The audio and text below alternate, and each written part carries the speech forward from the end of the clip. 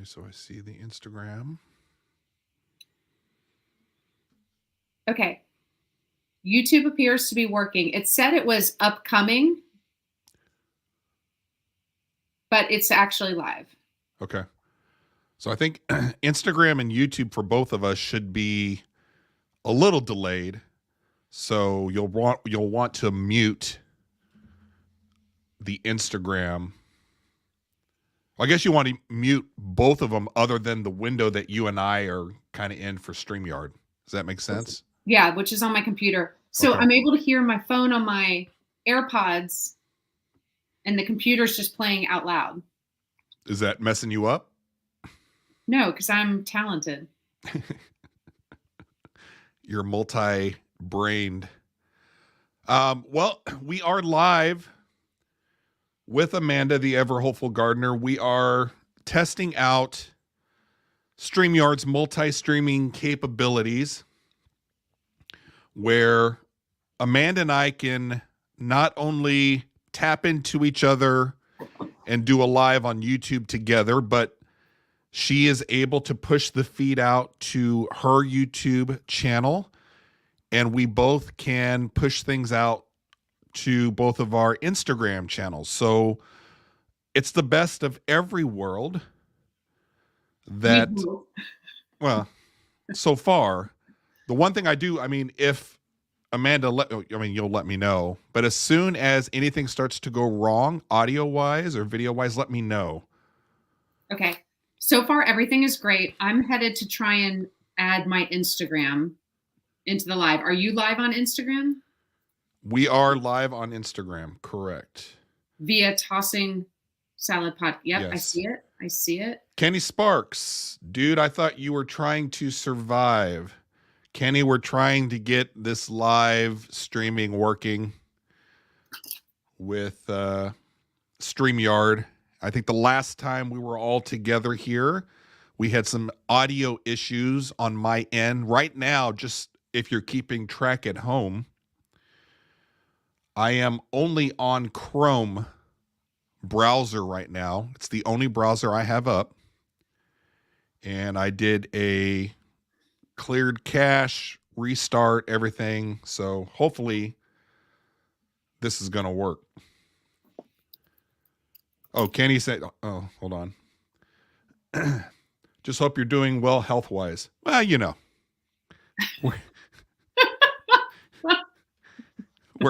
We're here. Amanda's here. Amanda, are you doing well? Health-wise or just like in general? Yeah. It seems awkwardly intimate. I think it's across the board, just anything that you want to. I'm doing okay health-wise. Yeah. Good. You know, I mean, I'm not sleeping as much as I'd like, but that's about it. Just because of just normal stuff, or? I think when women get older, we like stop sleeping, and I don't know. It's just terrible. It's terrible. Like stop sleeping your regular shift, stop sleeping, or just?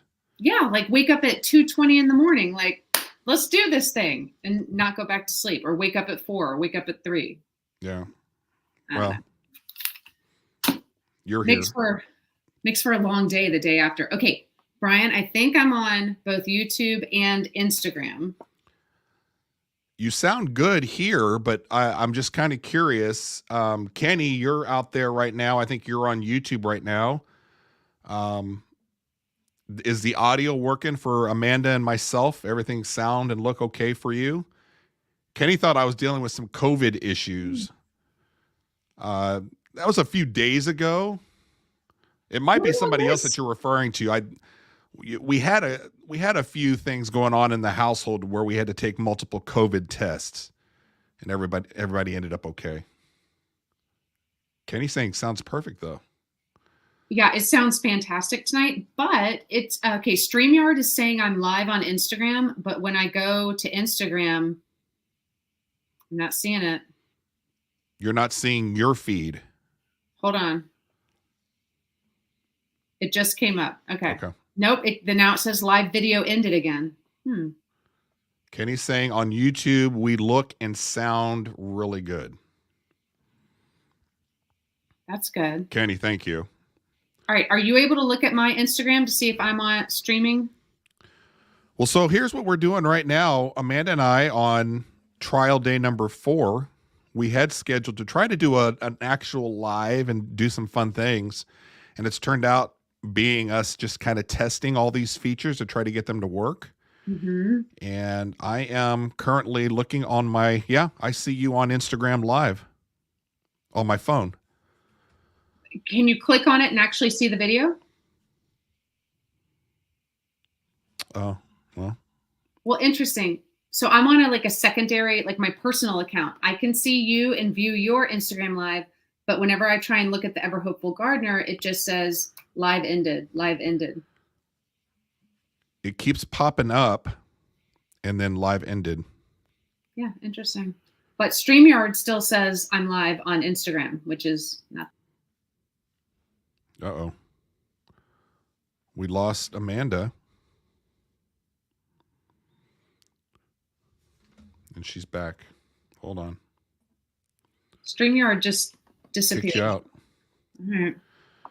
Yeah, you're on Instagram, you keep popping up in the circles at the very top that says you're live. Mm-hmm. I don't and then every time I click it to watch it, it says live is ended. Yeah. Same. So if there's anybody on guest on gardening, it's just showing Brian live. Yeah. All right, I'm going to try and redo it. Let's see what happens. So when you Amanda says ended, so okay. I got to train myself right now to look in both windows, because right now, for those of you that don't know, even though we can multi-stream into different platforms at the same time, the comments coming from Instagram we can't see unless we have a separate Instagram window open. Okay. I'm getting my streaming key. She's getting her streaming key. Very complicated stuff. I have to say, I like to think I'm technologically smart, but I think I'm actually not. And StreamYard makes it pretty easy with the instructions on what to exactly do. You know what I'm saying? Yeah, no, I agree, but I think you're pretty good at this stuff. I mean, the other day, prior to you putting in the stream key and all that stuff, I was like, I don't know how I'm going to explain this to you. And you kind of figured it out on your own. That's because StreamYard was really good about walking you through. Okay, it's working on Instagram now. So your feed is up on the Ever Hopeful Gardener, showing that you are live and people can go to your account and see you're live and you and I are together. Yeah. So so right now we've got me going to my YouTube and my Instagram and you going to your YouTube and your Instagram. Wow. That's pretty cool. That's 4 places that we're live in, and we have a total of 3 viewers. We're averaging just under 1 viewer per platform that we are live streaming at. And I feel left out that I didn't bring my wine down. Okay, hold on. Where are you getting your metrics from? My metrics are coming from the StreamYard window, which is showing us our YouTube stats. So the great thing about StreamYard is it's fully integrated into YouTube. So I can see that we have 2 viewers. I can see all of the comments. And then on my other window, which is open, now we have 4 viewers. It's showing that we have 2 viewers on my Instagram. But I can't see, I'm not going to be able to see your metrics. Now, you probably have different metrics than I do. All right. So on my phone, looking at YouTube, I see 2 people viewing. And I'm guessing you're one of them? That's a good question, because I don't know necessarily if I would count. And because you and I'm not on YouTube watching you, so I would not count. Okay. All right. So I'm on as a separate account watching, so that's one of mine. No, I don't know. Okay. On IG, it looks like I have 13 viewers. Oh. And are you able to? So I see your YouTube comment testing the chat, and I do see your thing there. Now I'm not going to see people commenting to you, I don't think, on Instagram. Well, On no, you, I don't think we're going to see any Instagram comments here whatsoever. I think we have to like look at our phones to see the Instagram, well, right? see, on a separate browser, Chrome, I have a window up of where I hit go live on Instagram, and I can see everybody that's joining on Instagram and commenting, but I think that's just on the Tossing Salad side. I don't think necessarily I'm seeing anybody commenting on your end. We'd only be able to test that out if people that are watching, and if you're on the Ever Hopeful Gardeners Instagram feed, if you guys can type something out so that Amanda can see something, Okay. we can test it out. I just wrote from my private account testing. And I do not see that. You don't see it. Okay. The only one I saw was your YouTube account saying testing chat at 6:45. Okay. So, All right. So do you think, are you on, what browser are you on with StreamYard tonight that's working with the audio? Chrome, Google Chrome right now seems to be what I'm going to have to use going forward until we figure out the issue with Firefox. And did you clear your cache first? Yes. All right. Yes. Well, I mean, the audio sounds perfect. Good. It makes me sick when this stuff doesn't work. Oh, Kenny's got to go watch his Eagles NFL playoffs. Kenny, thank you for stopping in and checking some stuff out. I know Kenny was stressing a little bit because he's like, oh man, I can't get involved with testing again tonight. So he's probably waiting for more people to come on so that he can kind of slide out. No, Kenny, you can just go. Kenny, just go. Don't care about that. Just go. Amanda and I have thick skins. Yeah, very thick. Except Brian, I will say, tonight I lost it a little bit. Is this a confessional? Yeah, a little bit Okay. of. Let's do like a live confessional. I posted a live the other day where I was experimenting with soil blocking sweet peas. I've never done that before. And the title of the live read like impromptu live soil blocking sweet peas. Nowhere did the title say, let me teach you, I'm going to teach you how to sow sweet pea seeds. No, it was like, join me while I mess around. Okay. Some gardening club or whoever like is the person behind the gardening club. Oh God. Yeah. Wrote a comment, 45 minutes to teach how to sow sweet pea seeds. Of course I did not watch. And I'm like it's like you always say, everything's fine until that one hits you on a bad day and it gets under your skin and you cannot let it go. You can't just be like, I'm better than this. I'm above this. Like you can't.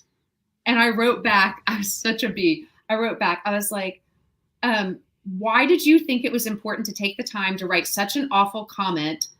Also, you're not even paying attention. The title doesn't say I'm trying to teach you how to sow sweet pea seeds. And I'm not even sure you're a gardener because I don't know any gardeners as awful as you. Yeah. I couldn't help it. And usually I know you enough that, I mean, you get enough of those kind of comments or whatever, and usually it just rolls off your back. But I don't know. I just, you get so many of them, you're going to get triggered every now and then, and just kind of just like, ugh. And I actually think, and you know what I'll get is I will get some people making it worse. They'll send me direct messages telling me that I'm better than that and to rise above and not to feed into the negativity. And my response, I want to be like, you don't know me. Maybe I'm not better than that. Like, let me have this outlet. Like, I don't want to keep it inside. I obviously need to just vomit this out to feel better and go about my day. And like, just let me do that and don't shame me for how I manage the comments, the negative comments on my page. I know there's a certain, like, we're supposed to be above it, like you kind of said. Mm-hmm. sometimes it feels good to not be above the fray and to fuck around with people a little bit. Right. And so I feel like there's two sides to this. Like, one, people are going to be like, you're giving them exactly what they want. They're not wrong. I am. This person obviously wants some type of negative dialogue to happen. And I have just given them what they want. But then the other side of it is like, do I have to just lay down and let people pile on top of me? Or can I clap back and feel like I got something off my chest? But the question sometimes is even further than that, is how deep do you want to go with some of these people? Because they could bite back, and then all of a sudden you are ensconced in this ridiculous drama back and forth, which, you know, you'd like to say that we're better than getting involved with it, but I have weak moments too, to where I'm just like, I kind of want to fuck around with people sometimes. It does make me feel good, but then I feel so dirty. I feel like I'm part of the problem. And then other people that come and watch our stuff that are they just want to have a good time and they want to get away from all the negativity. They're like, oh, now here's Amanda or here's Brian getting all negative. I hear what you're saying. It's almost like, though, like, who decided that the right response is to rise above?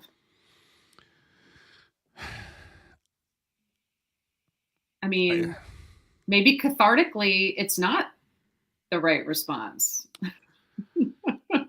I sometimes I feel every day that I'm on social media for whatever reason, and things could be going very well or whatever, and then I feel like I don't know what I'm doing.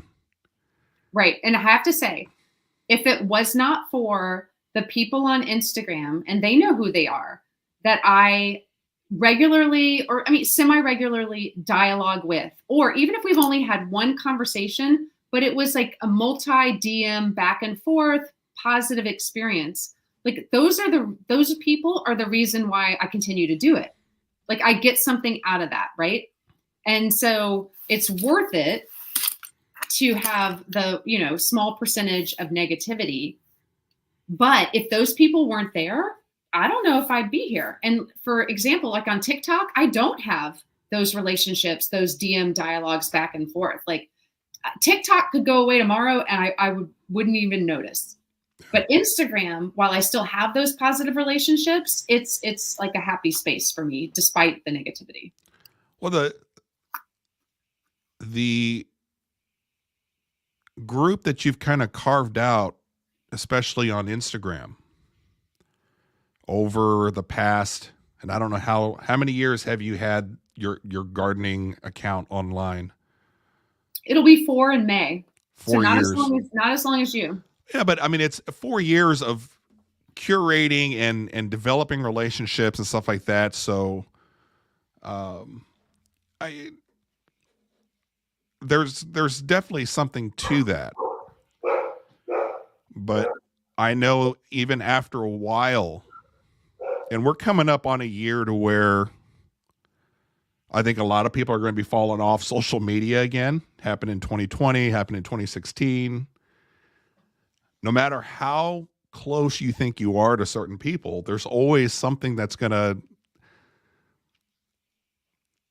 The ones that hurt the most are the ones that you think that you're the closest to. Okay. All right. Hold on. 2 things. 1, I feel like there's a story here and I want you to tell it. And 2, I feel like you're alluding to election years. Am I off base? No, election years. Yeah. Election years, the last couple seasons, have you watch people that you're friends with left and right, and left and right as in not politically left and right, but around you. I mean, you and I probably can identify a bunch of gardeners. I'm on my Tossing Salad account here, but I came from a gardening kind of a background, so that's how I kind of know Amanda and everything. But you kind of know how, once you get to know some people, you kind of get to know, these, we'll just keep it to this, and that's about it. And then some things kind of leak out a little bit here and there as far as, and then all of a sudden people get a little upset. And it just takes one thing. Like there's two people that this is just a stupid story that just popped in my head, but just kind of tells you what we all have to deal with social media. There's a couple people within the gardening community that have kind of followed a little bit over into my foray into tossing salad universe that I'm trying to kind of get going. And for whatever reason, and it's more than just in creating dialogue or having fun or poking fun at each other, kind of like, you know how you and I got going back and forth with the whole 80s baby thing? And I think you kind of get it to where it's like, I'm an 80s baby, but I don't have to actually be born in it. But then here's Amanda and she's like, you got to be born in the decade. You and I are just having fun. And I know that, right? Yeah. Ever since, and even on that one, there's people that I'm like, in the comments that I've gotten, I'm like, we're just having fun, but okay, that's fine. But like with the Taylor Swift stuff, like people that I'm like, I think we're pretty good friends. And I've kind of gone in on the whole Taylor Swift fandom because I've been very casual up until, what was it, 2020 or so? I forget, like her Midnights album, prior to her Midnights album coming out. I'm a casual fan. I wouldn't say that I didn't have anything against her. I thought she was kind of annoying at some things and whatever, but it just wasn't my jam or anything like that. But I dug some of her songs or whatever. And I started to be more interested in her storyline when she started re-recording her albums to get back at her, what was it? Her label or owner, not her owner, but you know what I'm talking about. I know you love a good revenge story, don't you? And just, I got caught up in the whole thing of, I think she's kind of a badass businesswoman. And I kind of think that that's kind of cool where she started from and where she's at now. Now she's like a freaking billionaire. And so I'm like, yeah, I kind of like, hanging out with the Swifties a little bit, talking a little Taylor Swift here and there. And oh my God, every single time I'll get usually it's a DM from a couple people that have to tell me how much they hate her every single time. And I get it. I get it. And then it's like, well, do you know? Get that. I don't get that though. Like, what is the reason? Like, what is the person getting out of letting you know they don't like Taylor Swift? Because like, if I buy a shirt, or no, if I see you wearing a shirt that's from the Gap, I'm not going to go to the Gap and let them know I don't like the shirt that Brian was wearing. I don't know. Well, but then it's like, well, and the Gap, they have little kids in China making it. Every time you post about it, what about all of the carbon emissions from? And I'm like, dude, I'm just talking about a fucking record. I'm just having fun, really, Yeah. Yeah. But is that a big problem? No, but that's one of several that are just like, and especially on years to where it's an election cycle and it's going to get, probably in the next few months, you're going to have people posting things or saying things and you'll be like, oh, well, I don't want to touch that. So I feel like big, broad generalization incoming, right? I feel like generally the Homestead accounts and I don't see eye to eye politically, and they are very happy to talk politics on their page. Whereas I'm here for the gardening. Like sometimes I might post how to contact your senator if you want to let them know which way you feel. I don't care which way you feel, but however you feel, maybe you want to make your voice heard. And even that, just letting people know how to make their voice heard, whatever way they lean, upsets people. People get pissed off. They're like, I'm not here for the politics. So I don't know. Yeah. Okay. Now I didn't realize it was an election year, which is kind of embarrassing. So I probably will be doing a lot of unfollows coming up. Well, but see, I think that's what kind of happens. So, and it's funny you mentioned the homesteading thing because that was one of the last ones. And this was a year and a half ago or something to where we, and I've had conversations with homesteaders. I mean, obviously, homesteading and gardening go hand in hand. We have a lot of circles that overlap with homesteaders. I have nothing against homesteaders. It's nothing against homesteaders.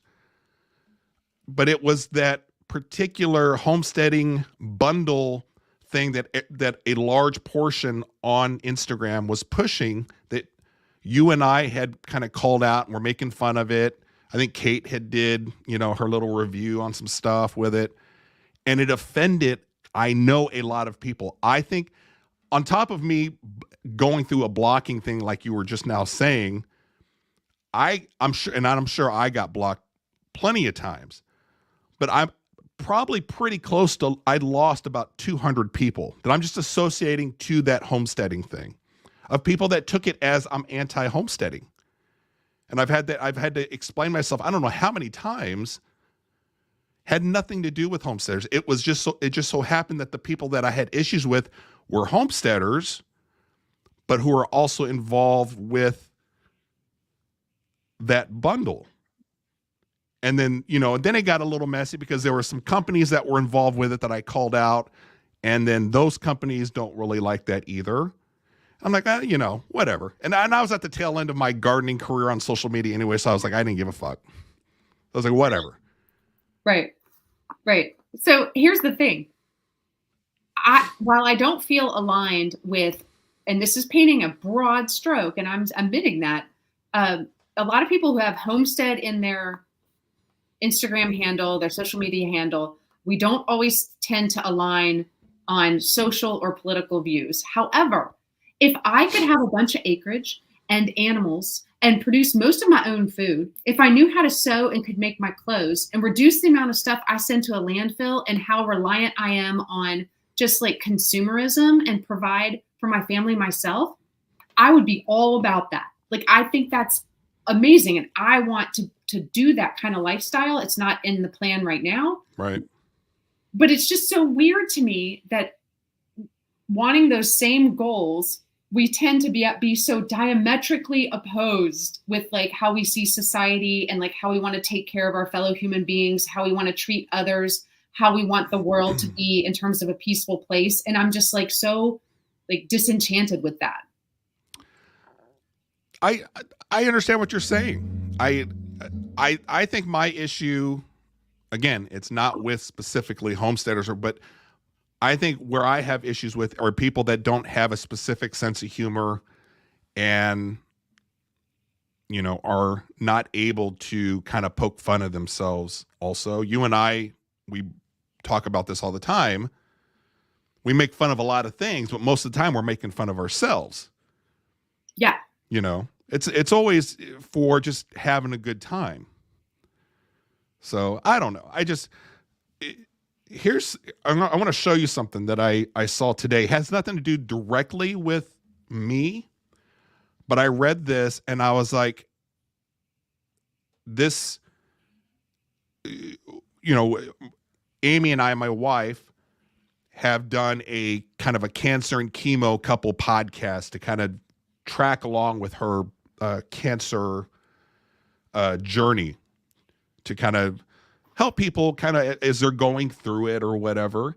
And we've recorded 2 episodes, and I think she had a pretty good time doing it. It's been and our plan was to do at least 3, to do one for being diagnosed with it and the struggles with that. The second one was kind of doing chemo. And at the time we recorded that, she hadn't lost all her hair yet. But we had always thought about, okay, we have to do at least 3.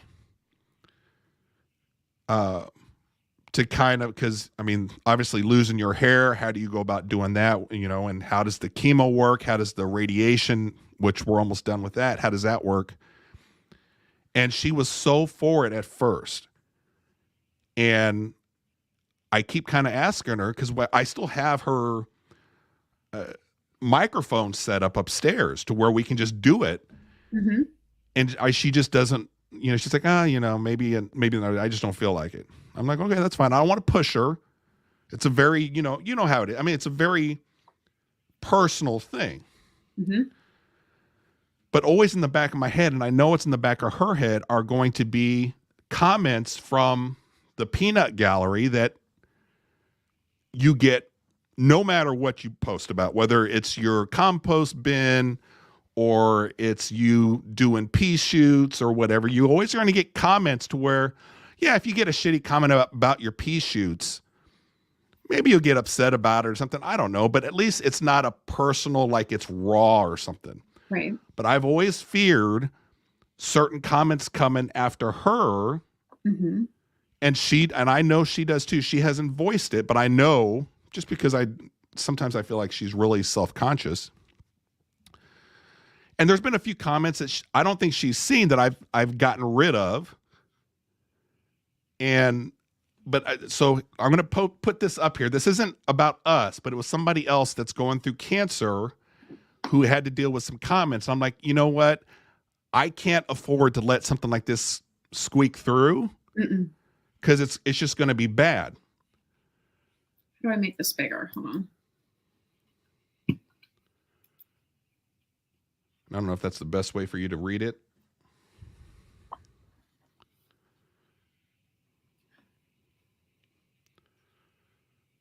So this Nancy French, I think she's I don't follow her. This just popped up in my thing, I think because of the cancer talk. So I get a lot of people talking about cancer on my timelines. And so she's been talking about her cancer journey as well or whatever. And then this guy, Derv Swanson, and obviously that's not like an actual picture of him. It's not even a real account. And just, no, just so much no. So much no. You know what I'm saying? I mean, how do you say that to somebody? Yeah. So then I'm like, I can't, as much as I want to, and I do think that we're helping people when Amy and I do our show. One, because I've gotten the comments back and direct messages back from people that have gone through exactly what she's gone through. Mm-hmm. And I'm like, you know what? That was worth it. But this kind of guy who's out there everywhere, I can't do it. No. I can't afford to let something squeak through. No, and honestly, like it's so unfortunate that like the negative is going to outweigh any like potential helping people. But yeah. at this juncture, like this can't happen. Like this is not okay, and you absolutely need to be protective and just like no, so much no. I hate people. I'm sorry. I mean, people just suck. But I just, you go through and you're like, oh my God, this guy, why would he make that comment? I don't know. Like, there's not even a point of like trying to like hypothesize, because obviously he's just like the worst human in the world. And I think that's just a couple of them. There was some more there. I can't fit it in the window. All I did was screen cap that one. Did the person respond to that comment? You know, I didn't even look that far into it. I see that she copied the response, or she copied the comment, and then she's making, she's talking about this person leaving that comment. Yeah, no, it makes me realize that maybe the sweet pea comment I got earlier is not so bad. Yeah, but I mean, we know that, but it just, you can't control what hits you at the wrong time of the day. Mm-hmm. You know?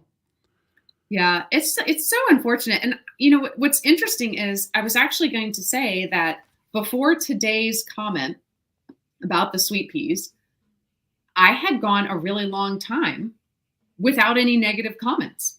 And I was like, okay, what's happening? Like things have kind of leveled out. Like all the awful people are gone. Right.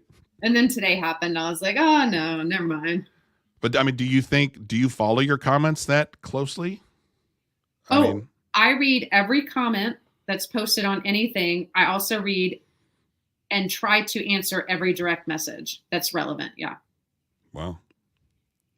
It's admittedly maybe not a good use of my time. No, it perplexes me sometimes because I do know that you spend a lot of time, like you value if people leave you comments or whatever, you tend to reply and whatever. I don't as much. There may be times where I'll pop in, I'll read whatever's kind of there at the top or something, and then that's about it.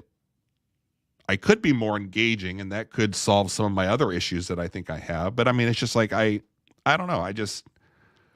Well, for me right now, I'm super passionate about a couple things. And if people are like asking questions because like they really want to integrate those environmentally friendly practices in their lives, like I feel like me taking the time to help them on that journey and take those steps is helping the world in terms of environmental impact. And I'm specifically talking about like composting and bokashi and just finding ways to be more sustainable or regenerative. Like, I just feel very passionate about that, way more so than like growing a pretty flower. Like, yes, I'll answer your questions about like starting seeds and growing a pretty flower, but I don't ever want to miss someone being like, can you help me with bokashi? Because I want to be a zero food waste household. And so right now I feel like that is worth my time. Like if I was a fashion content creator, I can't imagine having the desire to answer every question and every comment and direct message because it just seems so frivolous, right? Have you read through a lot of those fashion people's comments or whatever? A female in fashion. How do those people have any self-esteem left? Oh my God. I mean, it's no, it's bad. It's bad. Like, oh, thank God. No. Yeah. I just once your account gets to the point to where you're regularly getting comments and your stuff's getting kind of pushed out, I don't see how anybody can really go through, because even on just the most benign type stuff that you can put out there, if you're somewhat popular and you start getting comments on a regular basis, a large portion of them are just shitty comments. And what's really funny is like some of the stuff you put out there, you're like kind of hesitant. You're thinking, oh man, I could really get some blowback on this one. And then there's nothing. It's crickets. And then sometimes you put something out there that you literally don't even think twice about. You're like, this is the most innocuous thing ever. And people go bananas, like hose bibs covers. That was... To date, the remix, I don't know what it's called on TikTok. The remix of your TikTok about hose bib covers is my most popular TikTok to date. And it's probably 95% people making fun of you being a woman or whatever, or being an idiot for using it. It's all people getting upset with us. Like no one's happy about the hose bibs we're doing. They're angry, and that's why it's so popular.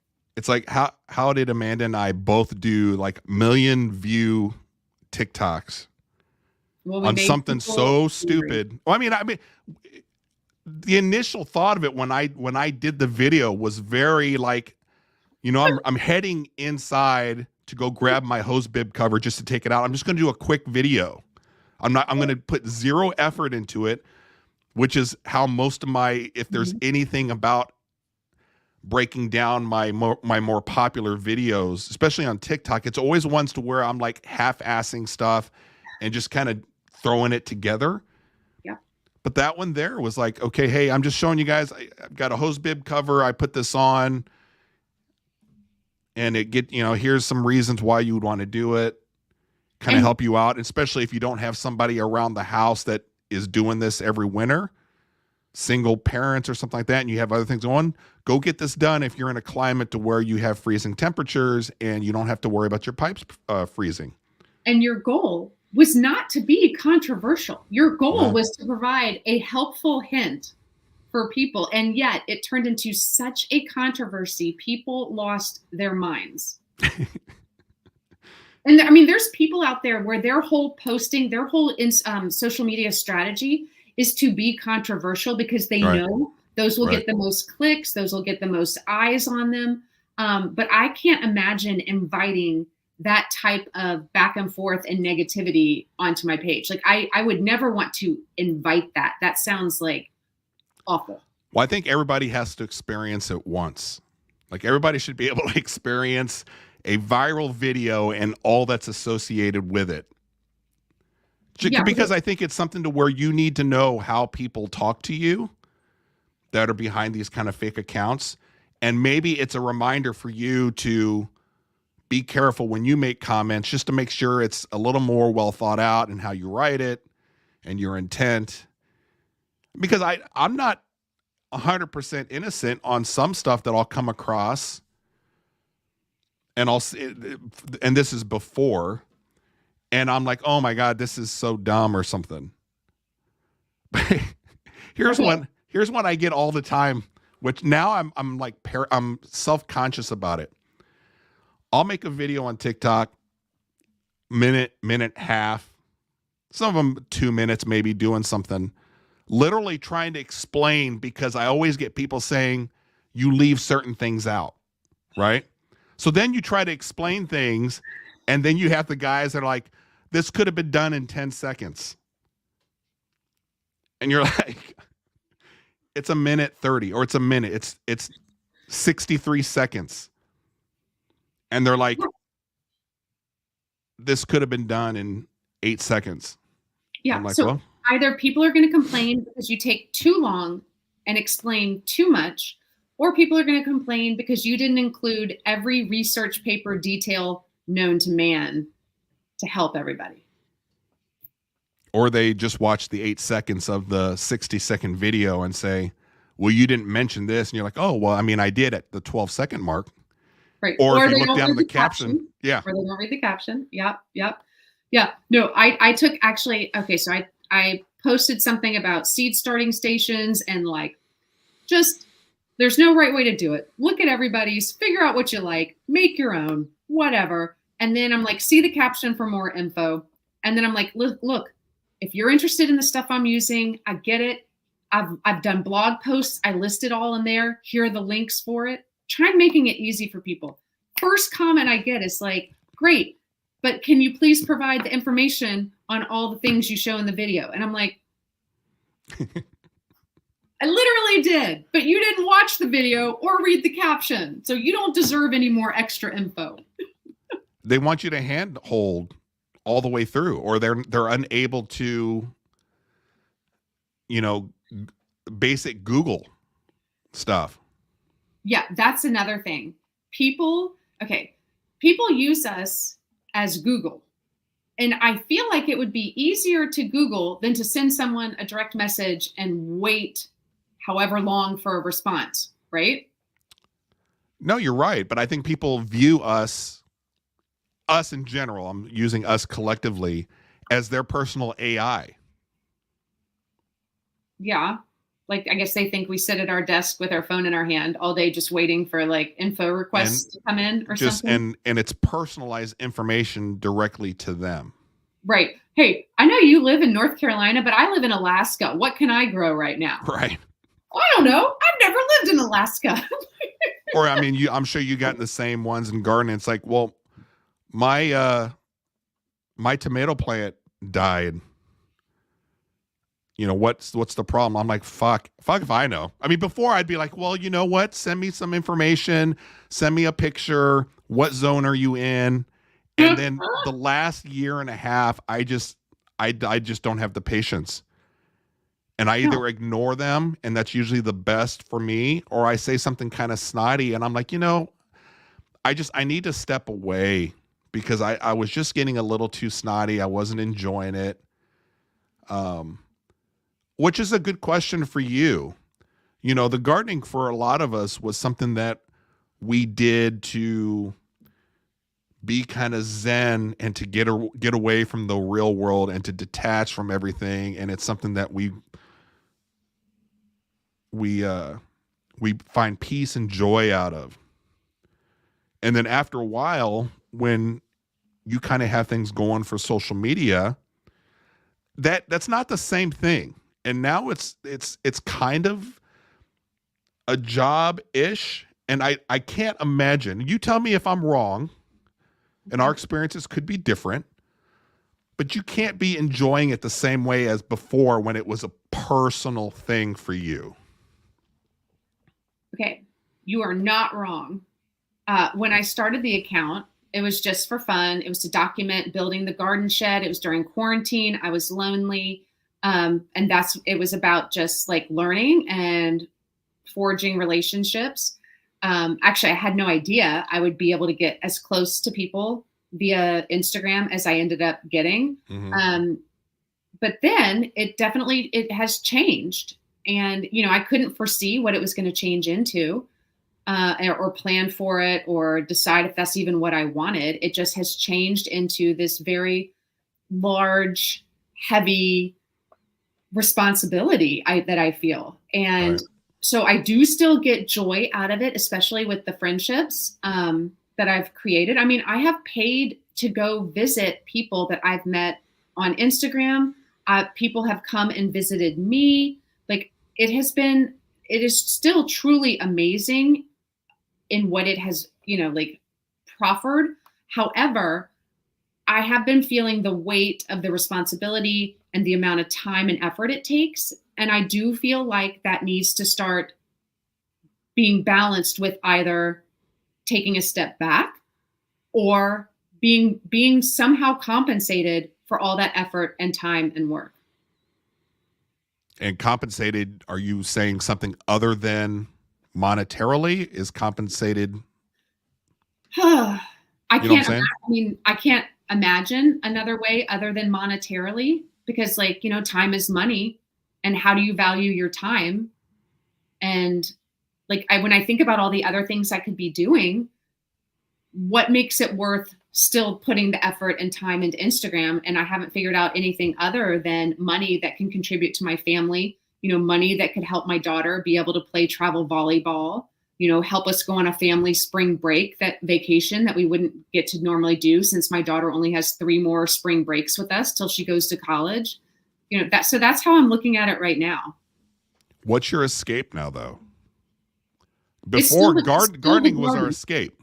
It's still the garden because Is it? I only film maybe 7% of what I'm doing in the garden. I mean, there's pressure at some point in our social media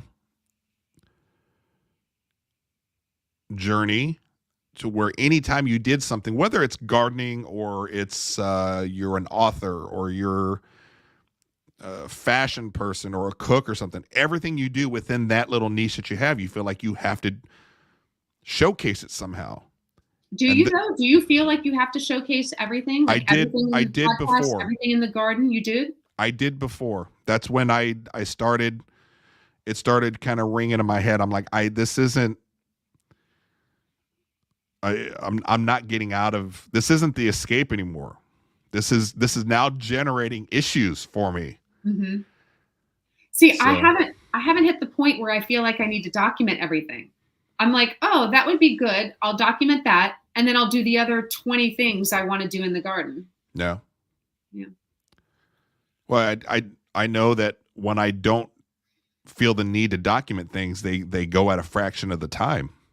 Yes. Yes. For sure. It's like, oh, the kitchen compost bucket's full. I can take that out to the compost and dig it in and be back in 3 minutes, or I can be gone for 2 hours because I'm doing a fucking Lord of the Rings trilogy on doing it, making a documentation of one and then making a funny one. Yeah. And then after a while, you're like, well, I got to get multiple angles. And then after it just got to the point where I'm like, this isn't the escape for me. Well, was taking the compost out ever actually an escape? I mean, I get flipping the compost pile might be, but is taking the scraps ever actually an escape? Well, okay, that's a good question. But here's the answer that you're going to understand. You kind of get it. It's kind of a kink. At least it was before. When you have an input, when you have something that, like you and I oddly are fascinated by our compost, right? When you have things that you can go put in there, that's going to get the compost going, and it's going to get the microbes going, and you're going to see that temperature. Not to say it's erotic or anything, but there's something like you're like, oh yeah, this is fun. Yes. Why did I say no? I mean yes. Well, yeah. No. Adding shellfish, and I know that's what you're referencing. Adding shellfish to the compost is oddly arousing because when I go out here 24 hours later, it's going to be cooking. You know that by doing this, you're going to get this kind of response. It's a very erotic type thing. So yeah, I did. It was a very pleasurable experience. Okay. When I was doing it for fun. But because I'm documenting and having to do all this other stuff, and then the whole thing of, we all like to say, well, I don't care about the numbers. I don't care about, well, if you're making all this effort into creating content and everything, and then it doesn't go anywhere, then you start getting frustrated. So then I'm like, okay, all of this that I'm doing within gardening that is supposed to be my escape from the real world and everything else that I'm dealing with, I'm just generating more things that are getting me worked up. I have to pause you there and ask you a question. So my friend from Jamie's Little Allotment, he's British. Brian, have you ever heard a British person pronounce the word compost? Yes. Do you not find it like amazing? Well, I find a lot of things that are British counterparts when they speak amazing. I specifically, I don't like the way they compost, something like that. I don't like the way they say dahlia. They're like dahlia. I can't do it. But when they say compost, I'm like, I can't handle it. Like, I don't know. There's just something about it, and I can't even do it to even like try and do it. But yeah, sorry. I know that. So Jamie, he was commenting on the Instagram thread, which is on my phone right here, and that's what I saw, and that's what triggered me. But we were talking about like compost, erotic, arousal, and then my British friend came in with how they pronounce it, and I do think it's quite sexy. Well, but you could say that for, I mean, as big as the U.S. is, and the different regions and how we say things differently. No. There's no one in the United States pronounces anything at all that sounds sexy.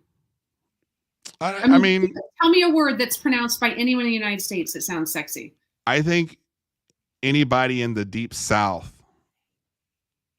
when they say something, it could be considered kind of cute when the right person says it. Okay. I feel like when you say the right person says it, it has to do with the appearance of that person, right? Okay, so it's a cute young girl who said, not girl, but like woman. But when anyone in the UK says it, female, male, old, young, ugly, ratchet, whatever, they say it in such a manner that I'm like, my ears are singing. I'm like, ah. Be careful. You're going to lose your homesteading following, and then you're going to lose your UK following if you say too much. I don't care. But what you said is someone in the United States saying something is dependent on their appearance. And so I'm saying that that's not what holds true for the compost with the UK. It doesn't hurt. Well, I can't think of a single word that anyone in the United States says, no matter what region they're from, that is like titillating. However, New Zealanders, Australians, and UKers, when they speak, it's like, right? What are you saying by that? Well, I mean, they can basically say anything and it sounds unbelievable. Well, yeah, sure. Yeah. I mean, I particularly like compost, but, just listening to them talk is like, it's like music. But I will say, but that also gets old for me too. Like as much as I said, well, a Southern accent or an English accent or whatever. And at first I'm like, oh, I can't get enough of this. This sounds cute. And then it just grates on you also. And I know it happens for me too. Like people listening to me, if they hear me enough, they're like, oh, I can't take the tone of his voice anymore. I have a problem with, I'll be totally into it, and then all of a sudden I'm like, I can't. And it's almost like like I'm going through a period which is I can't even really watch gardening content anymore. I know. I shit. But Why? Why? Tell me why. What is it doing to you or for you or against you? I feel like, see, Amanda, this is why I don't have any friends It's okay. in whatever thing that I'm into. But I just you start seeing, okay, specifically to, let's say, gardening, you start seeing the same stuff over and over again, and that's not anybody's fault. And I'm in cycles also. I've done it before, and I've done it several times, but I get tired of me doing it over and over again. I don't particularly go out looking for things to go copy and do myself, but indirectly, sometimes that just kind of happens. But when you know, after a while, you've been doing this for 4 years. I've been doing this not much longer, but you start seeing the same things over and over again. And within gardening, I'm just like, yeah. And even if you like the people, you're just like, swipe. And then I'm like, everything's all the same. I mean, I don't know.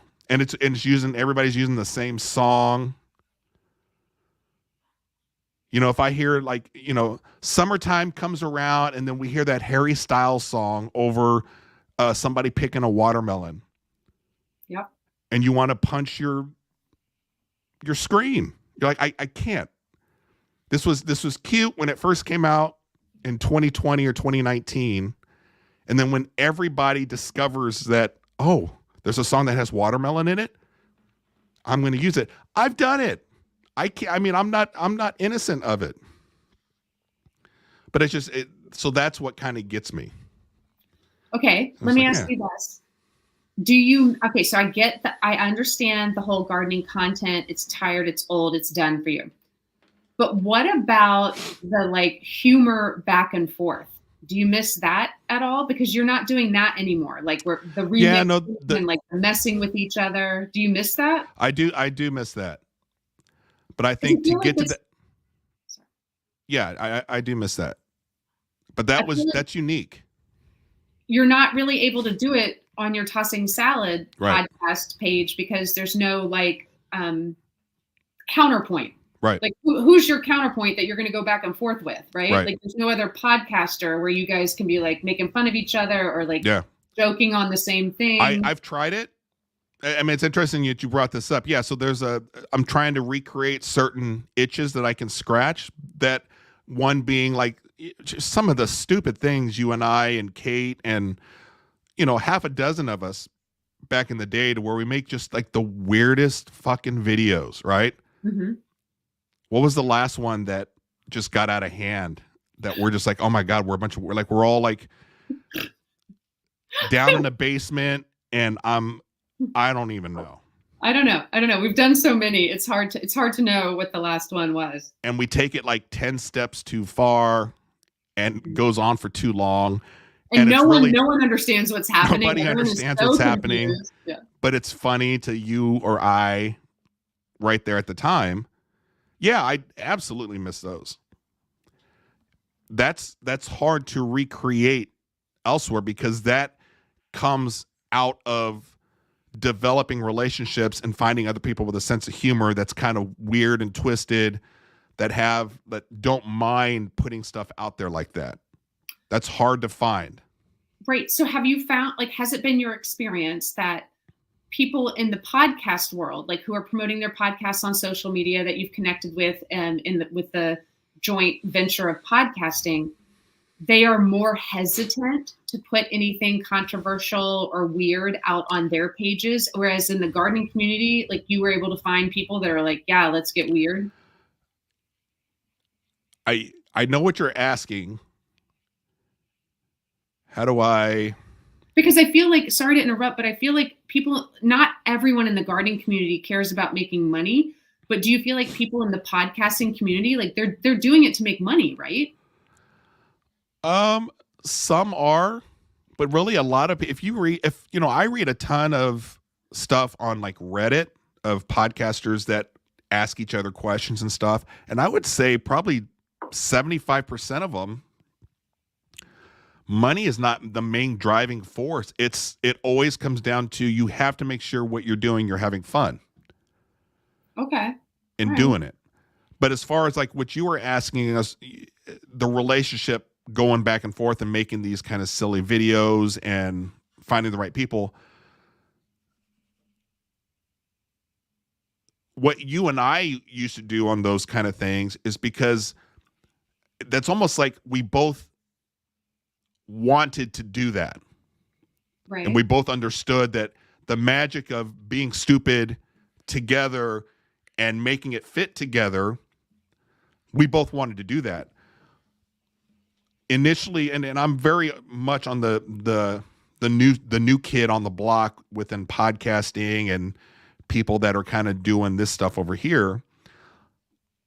Finding other shows that want to do that back and forth stuff together, it takes time to cultivate those relationships.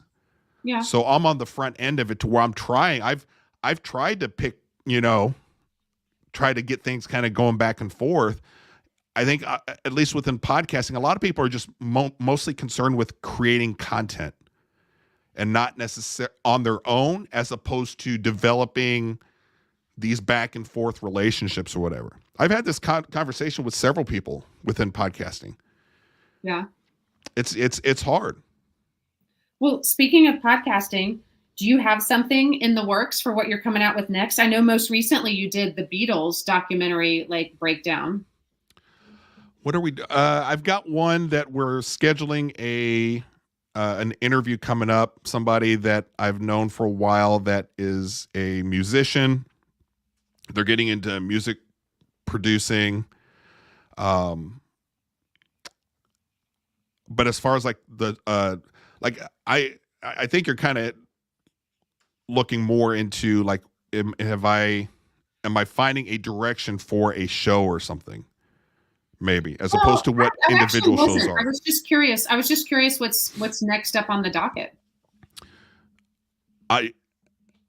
Twofold. One, I'm always looking for the next person to kind of talk to and have some fun with, because I'm always trying to craft my skill here. I'm still learning as we go on being able to sit down and talk to somebody like you, and I can just say, hey, I'm going to be free in 15 minutes. Can we hop on and not make it awkward and us just sit here and be like, dead air? Where you and I just sat down and we're an hour into it and we're just kind of going back and forth. I'm still learning how to do that with people, not only ones that I know, which is kind of easy, but even on the one that we did with the Beatles and Peter Jackson's Get Back documentary, her name was Amanda also. I had just met her on social media, and she had made a comment to where I was like, hey, you want to come on and we can talk about it? She's like, sure. That's so cool, because she was so well spoken. Like, and that was a blast to do, but it was something that I'm learning how to do with people that I don't necessarily know. So I have to kind of feel out what kind of sense of humor do they have, the rapport going back and forth. Like, it's easy with you. Like we can kind of make fun of things and skirt the appropriate, inappropriate lines or whatever, all for the fun of entertainment. But when you're doing it with somebody that you don't know, that's just something I'm kind of learning how to do. And then, you and I are trying to figure out, okay, the technical side of using StreamYard to multi-stream into a whole bunch of other stuff or a whole bunch of other platforms. That's pretty cool. That really opens up a lot of opportunities to just have like maybe a weekly live show to where you shoot the shit with whoever's available and have some fun. Let me ask you that. I have two questions. I'm going to forget one of them, but I'm going to go ahead and ask the first one. All right. With this capability, what would happen? Like, are you able to have more than just me in here and still stream to multi-platforms? Yeah. How many people can you have? The limit, I don't know. I don't know why I'm thinking 12. Whoa. But at that point, that's too many. Yeah. I've done some podcasts where we've had, I think, 3 people on, and sometimes it's kind of hard. unless you're an existing show and everybody has existing relationships on everybody knows their role on the show. Mhm. Because then it's like, okay, well, who's leading? Who's doing this? It's tough.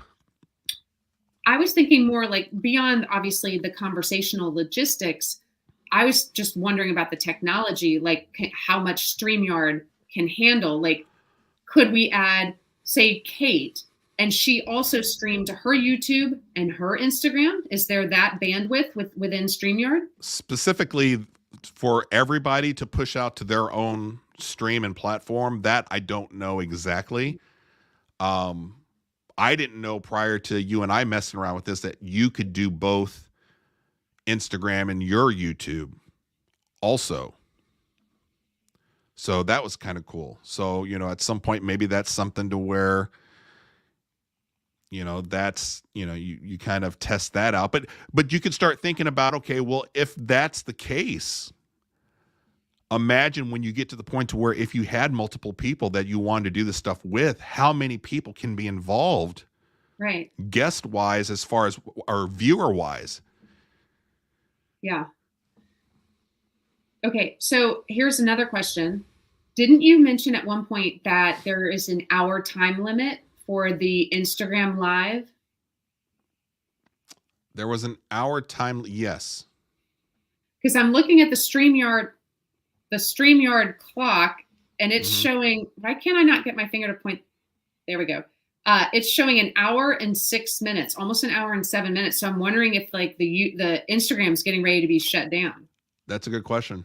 Yeah, we're going to find out here shortly then. My understanding was from the things that I was reading that Instagram, when we push it out to Instagram, there's a 1 hour time limit.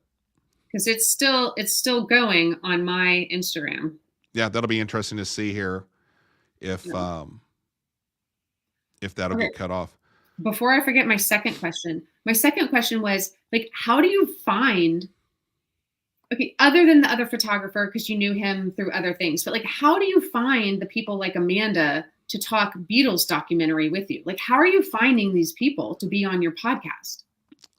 The ability for me to, the way that the Tossing Solid podcast show is set up to where I can, on a daily basis, change whatever it is I'm focused in on and interested in and I want to talk about. If I put any kind of content out there, no matter where it's at, if it's a video on records or it's a video on the Beatles or it's a video on cooking Spam musubi or it's a video on taking stuff out to the compost, somebody's gonna, when they see that, they're gonna make a comment.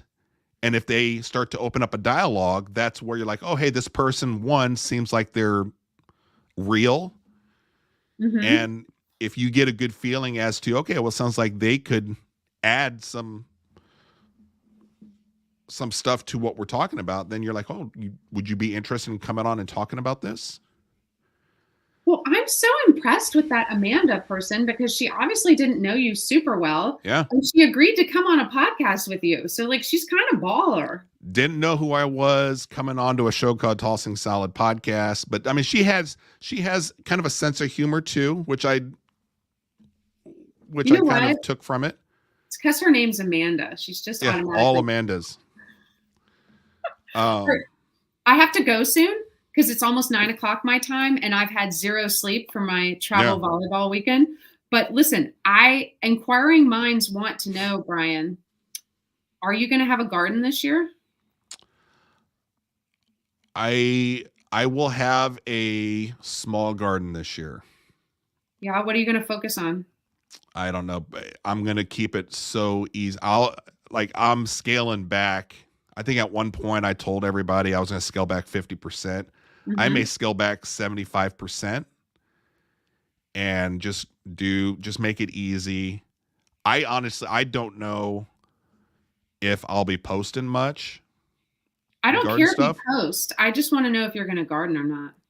But I've invested so much within the gardening stuff that we have here around the house that, I mean, if I didn't, I think Amy would be kind of pissed. But I mean, I'll do, the lettuce and tomato here and there. I'm not going to do 15 varieties of tomatoes. I may just do 3. Okay. and I'll keep things very simple. And this So no cilantro microgreens. I do miss the microgreens, especially since I unlocked cilantro microgreens. Like I feel pretty confident that I can do those every single time. I was like 5 for 5 when I finally figured it out. I'm like the only one that still can't grow them. I feel like such a loser. But I'm going to keep things like super simple and just not, I mean, instead of, like I said, 15 big pots of tomatoes and making sure that every single one had compost and soil. I'm just going to be like, you know what? 3. And then that way I've got enough compost for everything. And can I ask you this? Because there's one tomato variety that you grow that I've never tried, but you talk about it a lot. Of the 3 varieties you might grow this year, is Granny Cantrell one of them? That is usually one that I've grown several years in a row that I said is kind of a tried and true, has been pretty easy. Mm-hmm. I don't know if I'll grow that one this year, not for any specific reason other than I feel really lazy with my gardening. Yeah. But last year, that Rosado tomato that I got from a friend who lives down in Chile, she had come up to Seattle or something for vacation. She smuggled in seeds or something and then sent them to me. Those did so well. Those were the only tomatoes that actually survived this year. And they did so well that I think I'm just going to kind of just maybe do 3 of those and just kind of be done. Maybe a black cherry. I don't know. All right. Okay. I like it. Well, I'm super happy that we were able to finally do a test that actually worked. Okay. So 2 minutes. Okay. Because one, I pulled out this game. Oh shoot. Yeah, no, let's play. Just real quick. Hold on. Real quick. Let's play. Hold on. I'm coming. So we've been cleaning things out of our downstairs basement area, and a board game that we've had for years now. What's the date on it? Made in the USA. Oh, copyright 2002. So keep that in mind, because that'll the names that are going to come up. You have to know that it's going to be something that's from 20 years ago. But I feel like that's our wheelhouse. Like if they said names of people now, I'd be like, I know. Yeah, no. Yeah. So that's why I figured, this would be kind of fun to just to make fun of the names of people we have to choose from. But we have a whole bunch of these kind of games that when Amy and I were like, hey, prior to us having kids, we're just gonna have people come over. We'll be like the fun house and other couples. Were you an entirely different person? Yeah. Oh, I was totally different person back then. All right. And so obviously we don't have friends that we both like to come over. So this game has just been sitting here. So this is called Who Do You Do? And there's 2 booklets. I just opened these up. So we've never played it. And so there's one that's for the girls and one for the guys.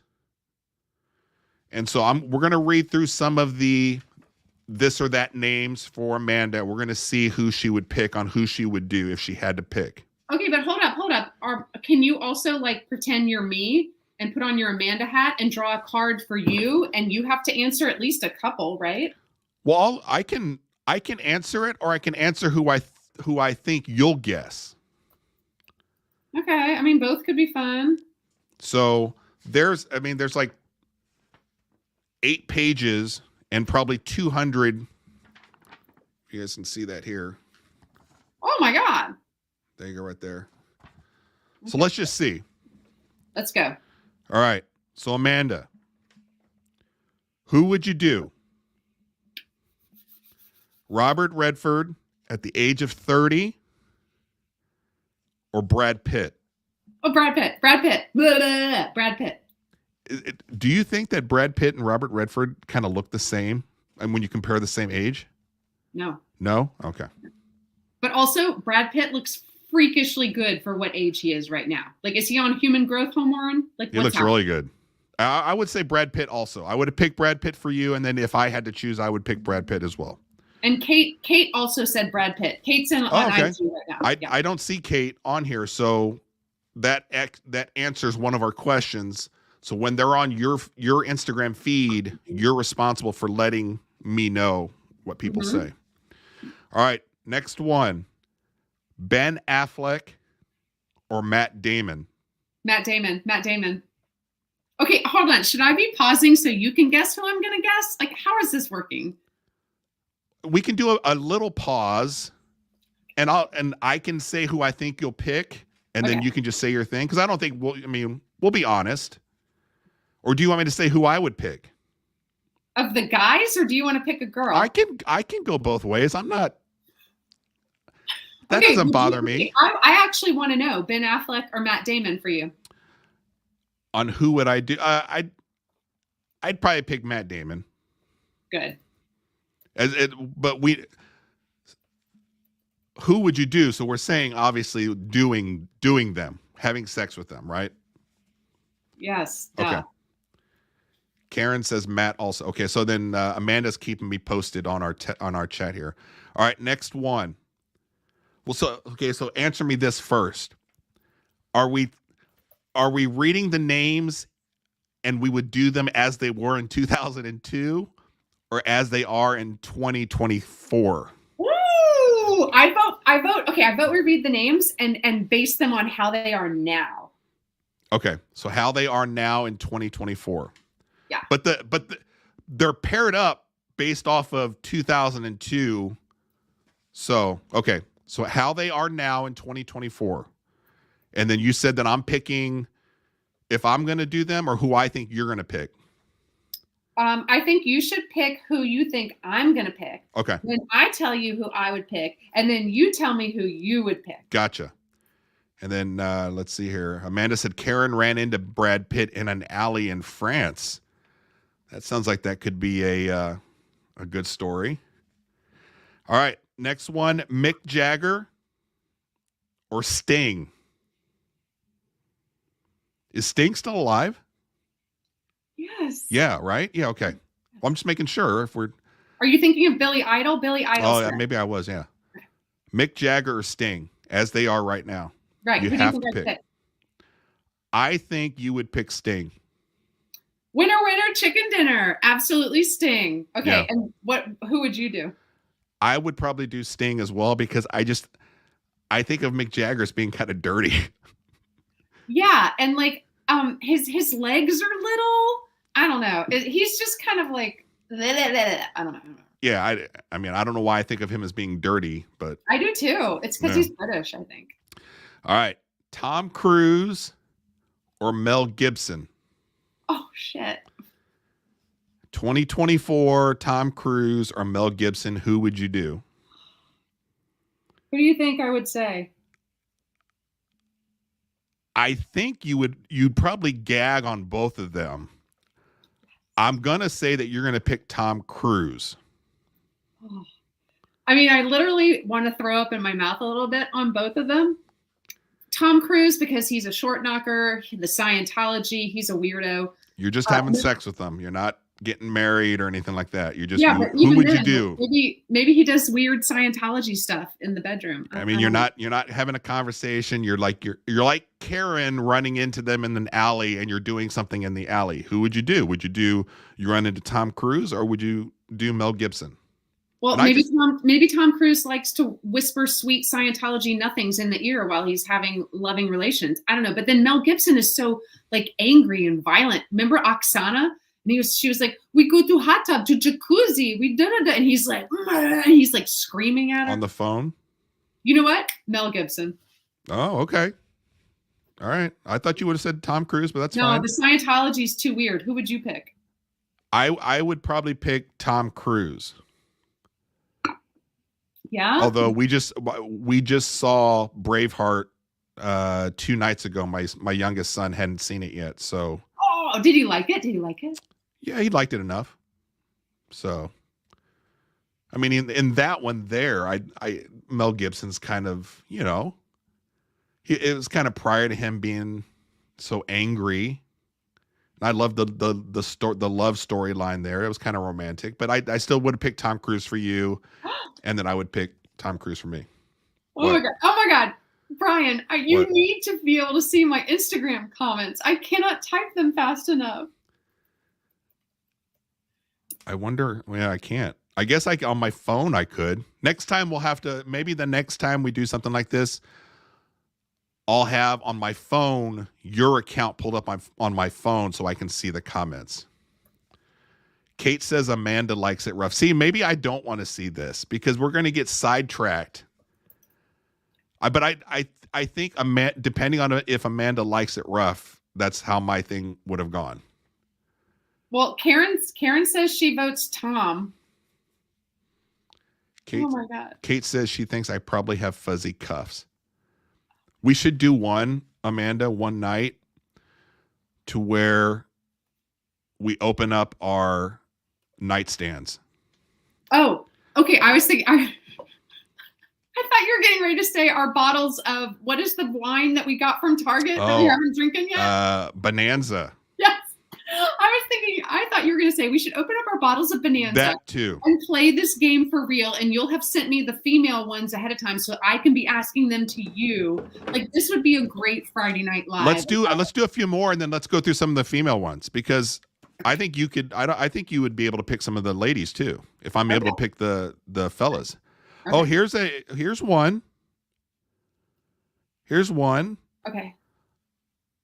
Two people. Let's say you're on an airplane with the Epstein airplane and Bill Clinton or Donald Trump.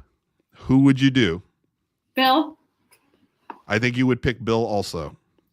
I think just from a pure, you had to do one of the two. Right. I mean, that's like gun to the head. Isn't that also a game? Like gun to the head? Yeah. Yeah. So gun to the head. And man, Bill's kind of old right now, but he seems like a nicer person. But isn't it funny that this is a 2002 game and just the names that are kind of... How old were they in 2002? Old. All right. Let's do a few more. We'll do the women. Oh my God. Karen wants to know if the orange would rub off. Oh. I need my wine. Yeah, this would be fun if there's a whole bunch. So we should do this on specifically all we do is just play this game. Yes, we absolutely should. And Kate said she would jump off the plane. Kate, you have to pick one. There's no option. You have to pick one or the other. Right. All right, here's one. Joe Pesci or Danny DeVito? Oh, God. All right, who do you think I would pick? I think you would pick Joe Pesci. 2024. Have you ever seen Always Sunny in Philadelphia? I have seen parts of season 1, yes. That's it? You weren't hooked in? Oh, my God. I love that show so much. I've had so many people that I acknowledge their sense of humor, and they all say you would love this series. I started the first season. It took a while for me to, and I didn't get into it enough to where I was hooked to have to keep watching. But that was probably more of I wasn't sitting down paying attention. Okay, so I'm Danny DeVito. Oh, you'd be Danny DeVito. Yeah. I like his sense of humor. Yeah, but he's not doing a stand-up routine for you. I mean, you're actually doing one or the other. Right. I don't know what kind of relations you have, but it's not always quiet. There's interaction. I appreciate a sense of humor all the time. All right, we're definitely going to open up the Bonanza wine and have some fun with this. Okay, let's do the last one of the guys. We'll do some of the girls, and then we're going to go. Okay. This is a classic. And it's not going to work with 2024. Oh, shit. Someone's dead? Oh, wait. Hold on. Okay. Hey, I found a different one here. Hugh Grant or Cary Grant. But Cary Grant is about 35 years old, they say. So Hugh Grant, Hugh Grant was prime 20 years ago. Or prime Cary Grant. Well, who do you think I'm going to say? So Hugh Grant prime is probably around a little bit before what Love Actually movie. So he was probably prime in the late 90s. Cary Grant, I love a lot of my older movies. I think you would go Cary Grant. So I just had to look up a picture of Cary Grant just to make sure, like at that time period, I had it in my head. And yes, I would go Cary Grant because Hugh Grant is a little too effeminate. And also, I don't love the hooker in the car whole thing. He just seems dirty. I think there's some stories about Cary Grant that would rival that. All right, let's go through a few of the women. Okay. Okay, I want you to say the women, and then I'm going to guess who you would pick, and then you tell me who you would. All right. Oh, man. Did I ever tell you that Amy and I, around the time, so prior to us having kids, we were kind of freaky. I mean, just like freaky games and stuff like that. So we both made a list of like our top 20, like who we were like sexually like attracted to, people we knew. And so we both actually wrote out a list of people or whatever. And a lot of these names on here that I flipped to see are on this list. Did you guys have hall passes?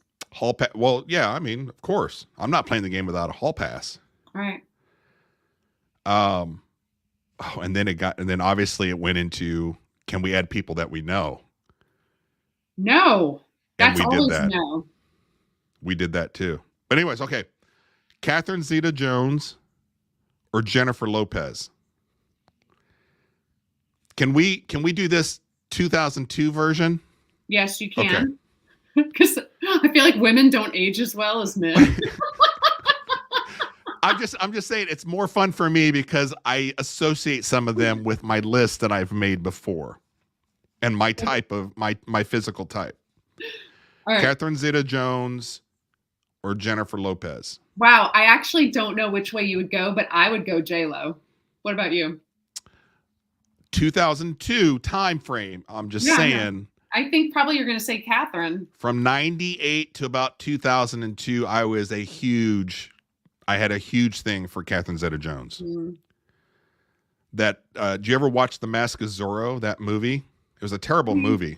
Yeah, but like, I don't know. I just find her like pedantic. I don't know. J-Lo can dance. J-Lo's got moves. I don't know. I agree. Physically, there was just something about Catherine Zeta-Jones at that time that I was like, and she was on my list. Okay. Let's see here. Oh boy, this is a tough one here. This is funny. Betty Boop or Olive Oil? Oh, that's horrible. Okay, wait, one's a cartoon. Well, they're both cartoons. Okay. Right? Both of them are cartoon. No, next. That's stupid. We're only doing real life thing. That's stupid. I can get down with a cartoon. Brian. What? Hold on. Julie says, is anyone else hearing Mr. 900 voice? Oh, don't tell me. Hold on. The audio's bad? I hear it both on Amanda's live and Brian's too. Okay, hold on. Hey, friends on Instagram, tell us if the audio is not working, please. Is the tone like down or am I sounding robotic? If the tone's down, I can live with that a little bit. You sound fine on StreamYard. Yeah, but we've never had a problem on StreamYard. Ugh. Okay, you sound fine on my Instagram. Really? Yep. And then hold on, let me check YouTube.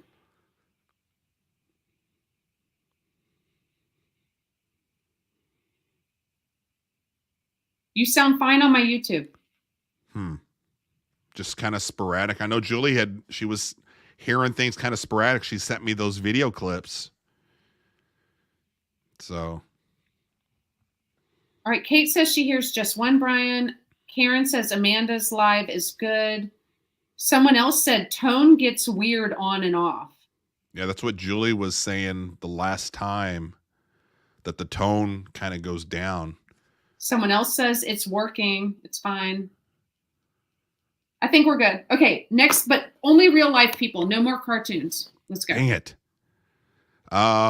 Okay, here's a classic one. I just saw the one underneath the classic one, which we'll have to do. Ginger or Marianne. That's just a classic, right? Ginger or Marianne. Who would I do? I have it in my head already. Who does Amanda think that I'll do? And then I'm kind of curious who Amanda would do. Well, okay, I picked Ginger because I can't imagine any dude picking Marianne over Ginger. So that's who you're picking. I'm saying you're going to pick Ginger because I can't imagine any man picking anyone else. And then who would you pick? Ginger. Okay. Jeez. Well, who do you pick? I think the other way around. Oh my God. I am like so hot for Marianne. Ew. And then I'm like, when I see them both on there, I'm like, is it really 50-50? Like, is this really a classical, like people struggle with this?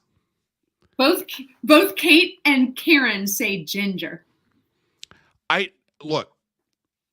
have you put together a profile of the people that I have a thing for. You'd be able to tell. Okay, you and I do not have the same taste in women. We both would not be fighting over the same women. You're correct. All right. Let's do this one. Okay. This is going to be a good one. Okay. Janet Reno or Julia Childs?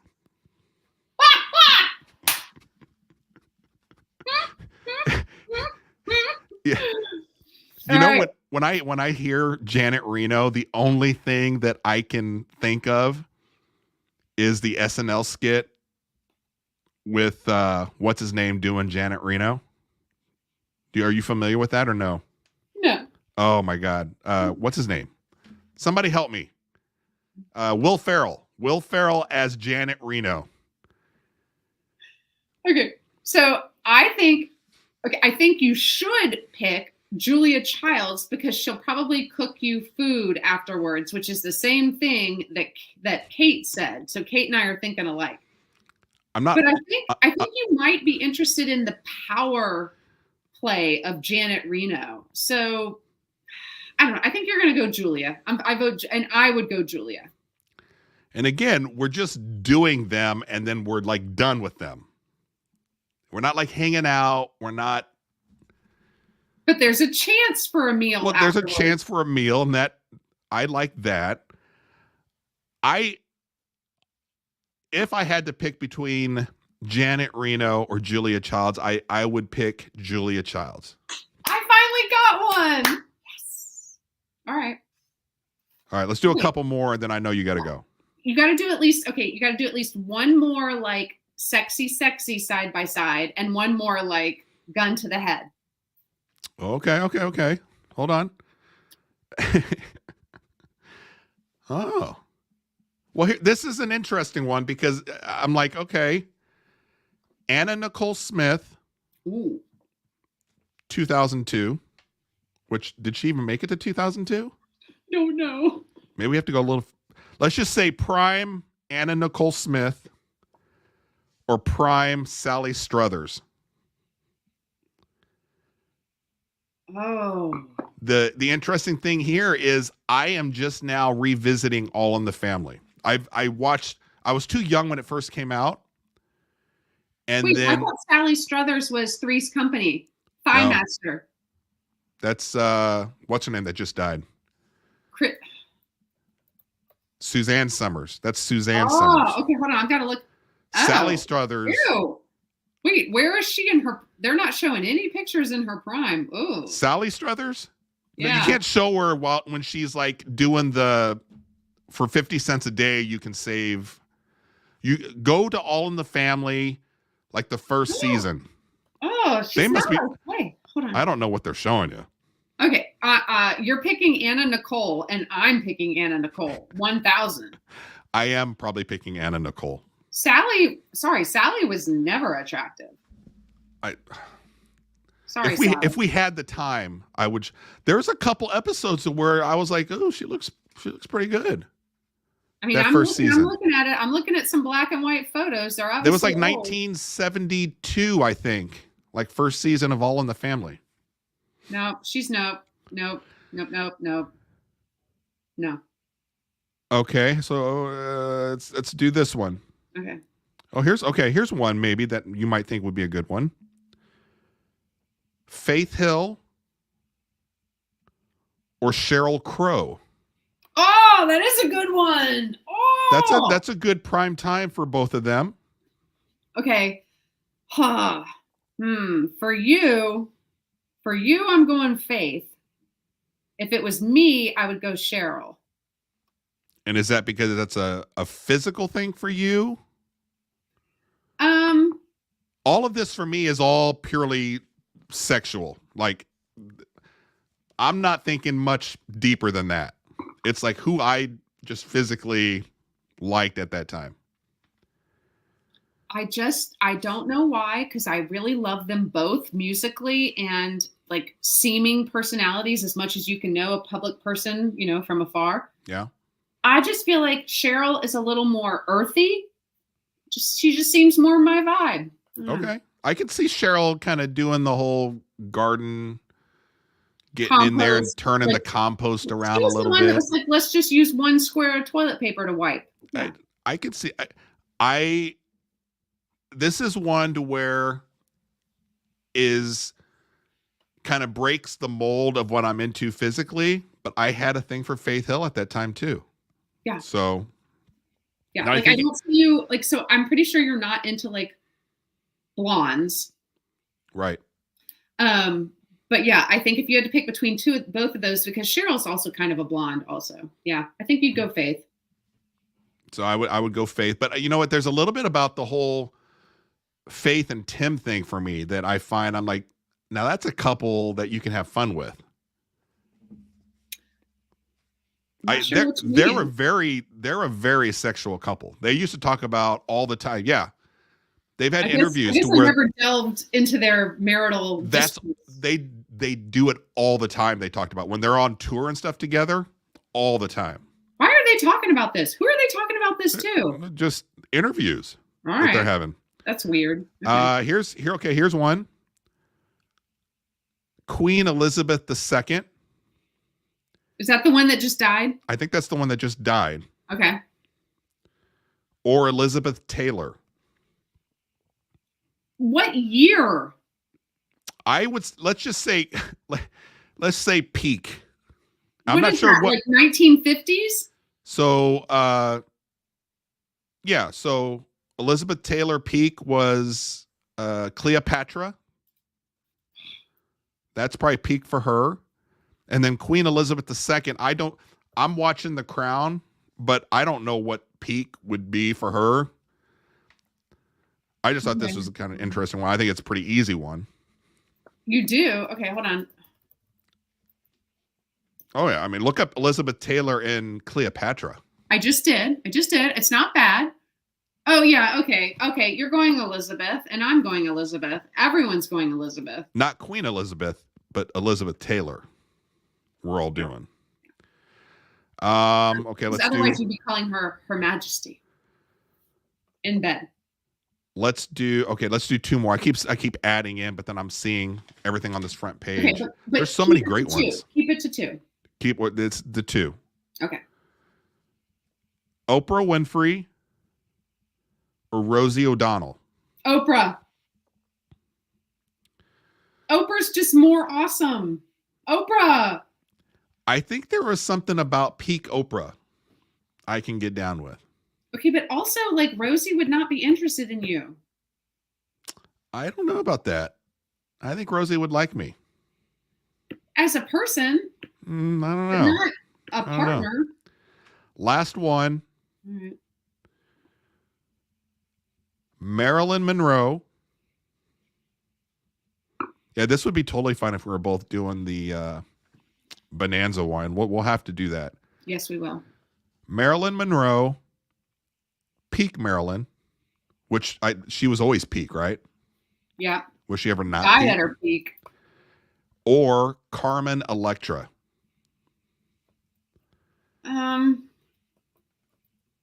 You know, like, remember how you said Mick Jagger seems dirty? Yeah. Carmen Electra seems dirty. I think that's because you associate her with Dennis Rodman. And like maybe 7,000 other men. Well, Like literally dirty. You know Dennis, the story with Dennis, right? Wasn't there more than one story? Well, the big story with Dennis and Carmen. Well, yeah, and she was also with Dave Navarro, right? Right, but he broke his penis. Well, you know. And that was with Carmen. So Marilyn Monroe or Carmen Electra. This is the final one. I think you're going to go Marilyn. And I'm going Marilyn. And I think everyone is probably going Marilyn. Carmen Electra may have been on the list that I had made at one point. I don't Back know. in her like heyday for like the 20 minutes in the 90s heyday, again, just because of the look. When Slutty Dirty was in. Slutty Dirty. But Marilyn Monroe, I mean, I've watched so many Marilyn movies and I'm just like, oh man. All right. I loved this. I'm so glad you didn't let me get off until, I'm so glad you didn't let me end the session until we played this game. Yeah. I am the queen of accidental. You are. I know what you're going to say. And I don't mean to, because I actually really don't like it. But I really feel like we should play this game again or some version of, is it Marry, Fuck or Kill? Yeah. And why can't we do it all? Oh, we can do it all. Multiple But lives. I also think, is this too much? That we should pull in for like, who would you do? Really famous gardening personalities. Do we know enough? Probably not.